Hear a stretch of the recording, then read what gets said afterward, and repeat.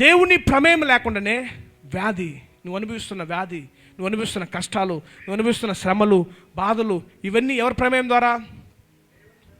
దేవుని ప్రమేయం లేకుండా నీ ప్రమేయం ద్వారా లోపలికి వస్తాయి. అవి కూడా అటు ప్రమేయంతో రావు, నీ ప్రమేయంతో ఎంటర్ అవుతాయంట. హల్లెలూయా. నీకు ఏమిచ్చాడు? జీవము, మరణము, నాలుగు వశం ఇచ్చేసాడు. నువ్వేం మాట్లాడుతున్నావు? నువ్వు మాట్లాడిన మాటలను బట్టి నీకు నొప్పి కనిపించిందా? నొప్పి నొప్పి నొప్పి అంటున్నావు. ఆ నొప్పి ఇంక్రీజ్ అయ్యి మళ్ళీ దాని ఫ్రూట్స్ అంతా తెస్తుంది నీకు దగ్గరికి. 10% నొప్పి నీ దగ్గర ఉందనుకో, నొప్పి పోలా అంటున్నావు అనుకో, ఎన్నిసార్లు అంటావో అన్ని రెట్లు ఇంటూ 100 రెట్లు అయ్యి మళ్ళీ ఇంకో నొప్పి వస్తుంది.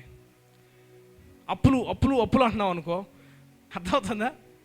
సో దాని జోలికి పోకూడదంటే దాన్ని పక్కన పెట్టాలంటే. ఎప్పుడైతే దేవుని మాటను విని లాక్ చేస్తావో, వెలిగించబడతావు, ఆ మూమెంట్ నుంచి సాతాను నీ దగ్గర నుంచి దూరం అవుతుంది.